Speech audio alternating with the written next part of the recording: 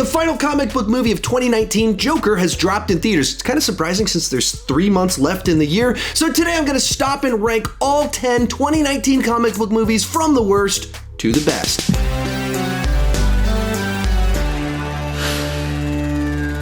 Hi, my name is Sean, and I love to talk about movies way too much. If you can relate, you're probably in the right place. Consider clicking that subscribe button. With that in mind, go ahead and join me down below in the comments section. Share your ranking of all of the comic book movies of 2019. Now, I only included theatrically released and Netflix comic book movies. If you want to throw in kind of direct-to-video DC animated movies, go for it. It just makes my list really complex if I try to include everything that's released in all formats. With that said, let's get started. Coming in last place is The Kitchen. If you weren't aware, this is based off of a Vertigo comic book miniseries.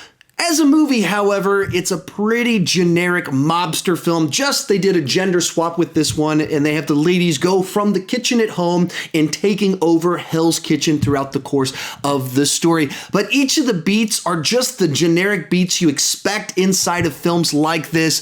There's not a whole lot brought new to the table inside of the film, except for the gender swap. And even that, they're not really exploring anything with it. They're just making this point of like, look, ladies can do this too. But part of the problem here is that the ladies aren't very likable, and they're cruel towards people in ways that even men typically aren't cruel towards people inside of movies like this with male lead figures.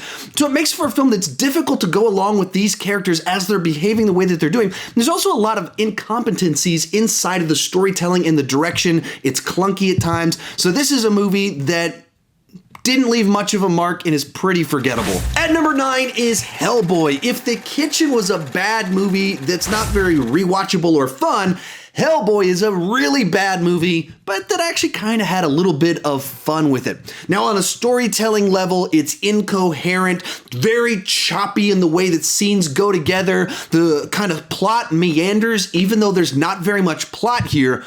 But the whole thing is just done with so much ultra violence, gore, over-the-top energy that I had a good bit more fun with Hellboy than I did with The Kitchen. I'm also far more likely to rewatch this movie than I am to rewatch The Kitchen. It's unfortunate that David Harbour got a movie that had such an incoherent plot, because he's pretty good inside the role. There was a lot of things about this movie that kept me entertained, but certainly not a good movie. Next up is X-Men Dark Phoenix. This is easily one of the biggest disappointments of 2019 for me. It's not necessarily one of the worst films of the year, but biggest disappointments, as it closes out the main X-Men storyline of a franchise that's been going for 19 years, and it does so in a way that is so painfully mediocre. A bunch of our characters just feel really out of character inside of the film. In particular, Beast and Charles Xavier just are not acting like the people that they acted like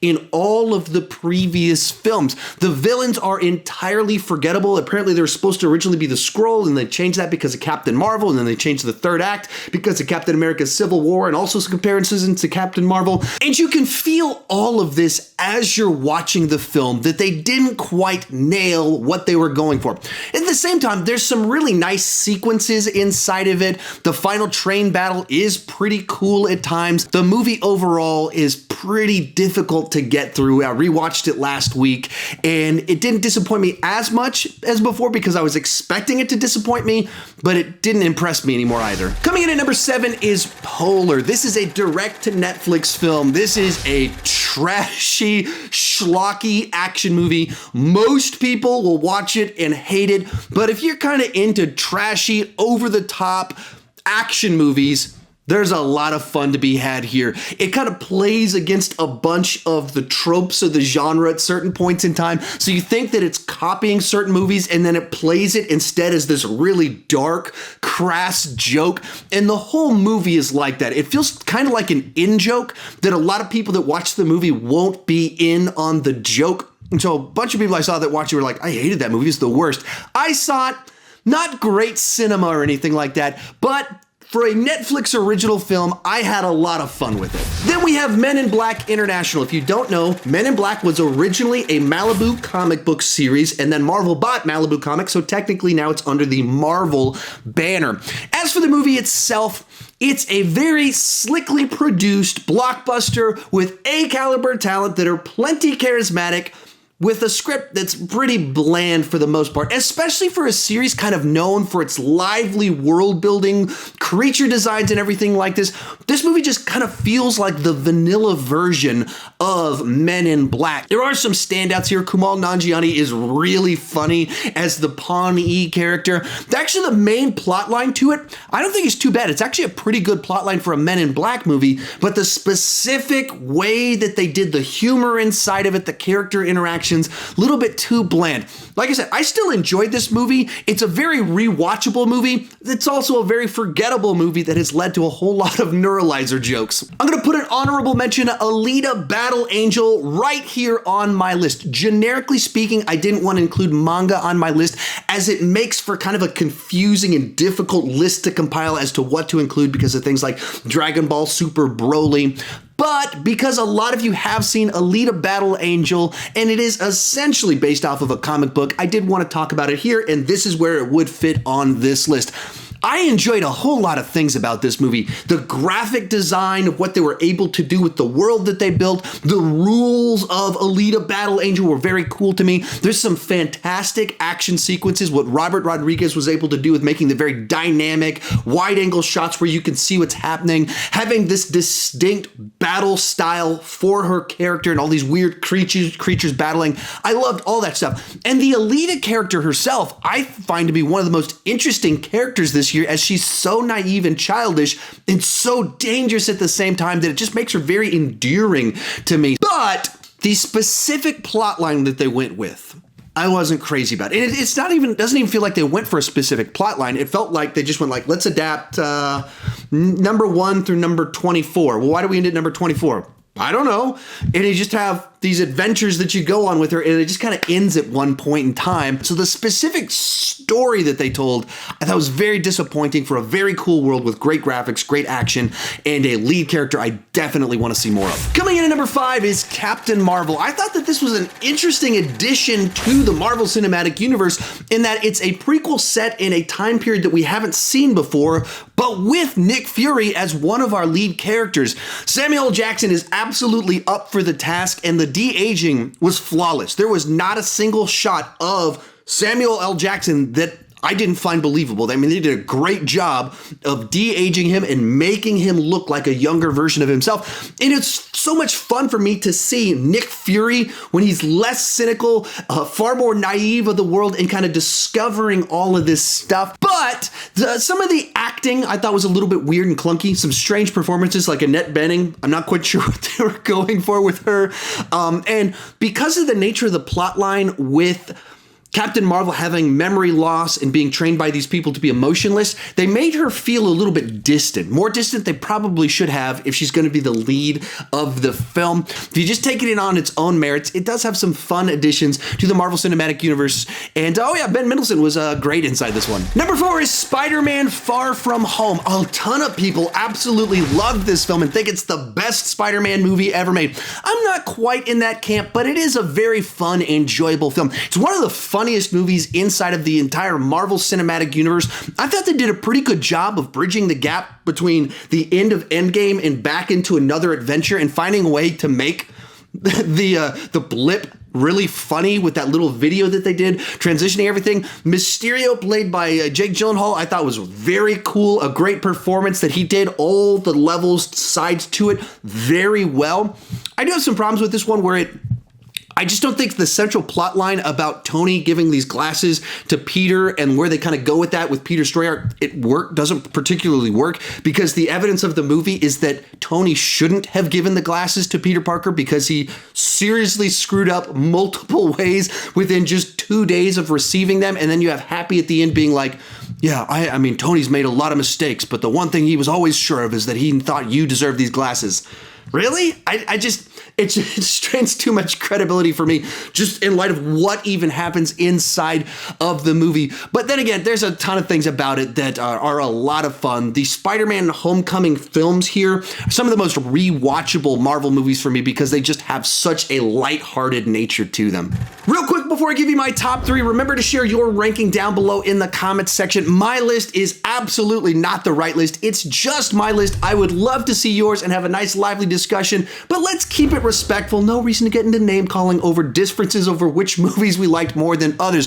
Also, if you enjoyed this video, check out this playlist up above. It's got a whole bunch of my other comic book rankings, videos just like this one. If you're having fun right now, there's definitely something up there that you will enjoy. In third place is Shazam, a movie that at first I thought was going to be a total train wreck and then turned out to be a movie that's a whole lot of fun and very heartfelt. At its core is Zachary Levi, who is perfect as this man-child with superpowers. But really what I think makes this movie work is that it's actually about family. It has a lot to say about finding family where you're at and acceptance. And because of that, there's so much heart inside of it. As you just kind of look at this adopted foster care household that they're in, all that stuff works really well. At the beginning of the movie, you just think, oh, that's where he lives. And then as it goes along, you realize that's really what this movie is all about. And so it's a movie, it can make you laugh. And then in the next scene, it can kind of make you cry a little bit as you have Billy on this journey to discover his family and find his mother. And then he finds family in a very different place. The big negative on this one is that there's some dramatic tonal shifts that just don't fit inside of the film. So it's very lighthearted, humorous stuff. And then you have demons eating people's faces. So 85% of the movie, very family friendly. My kids could watch it. And then there's like 15% that is way too hardcore. And you're like, why did you go that far with the horror elements inside of this film? Still, one of my favorite movies of the year this far, just an absolute blast. And now we come down to the big question, do I have Joker or Endgame on top? And it's interesting that it came down to these two because they're essentially polar opposite films inside of the genre. Joker is a standalone kind of pocket universe, extremely grounded take on a villain, and it's meant to be like a psychological thriller, deep, dark, disturbing, and not really a big action spectacle film. And then you have Avengers Endgame, the culmination of 11 years worth of movies with all of these franchises merging together with the biggest spectacle third act finale that we've ever seen. These two movies could not be more different from one another. So which one will come out on top? Our runner-up is Avengers Endgame. I absolutely love the Marvel Cinematic Universe, and this movie delivered some of the absolute best fan service of any film of all time, and it was totally earned. It wasn't embarrassing. You're like, yes, they have earned the right to give us all of these incredible, fantastic moments. But it's also a movie with a lot of very deep, heavy emotions to it, especially in that first hour of the film, as you have all these characters dealing with grief and loss very differently. And then it kind of leads into our journey through time, which is like this retrospective of the entire MCU, all leading to one of the biggest climactic battles of all time with so many moments of massive payoff. Like, I cannot recall a time where I've been in the theater and just had the audience just break into applause so many times over so many different things that happen, followed immediately by the audience crying as to what's happening, or even starting to cry because they're so happy with what's happening. This is a finale that just is one of the best, like, joy-inducing third acts of any film of all time, which was frustrating to me because, as I mentioned many times before in my videos, I was not crazy about the big Thorbowski and the way they treated what they did with Thor. The generic idea of it, I was okay with it. But the specific way that he's played so much as a punchline to a joke and not as a serious treatment of someone who's just stopped caring, that's what really knocked this one back a little bit for me. All the reasons that you loved this movie for, so did I.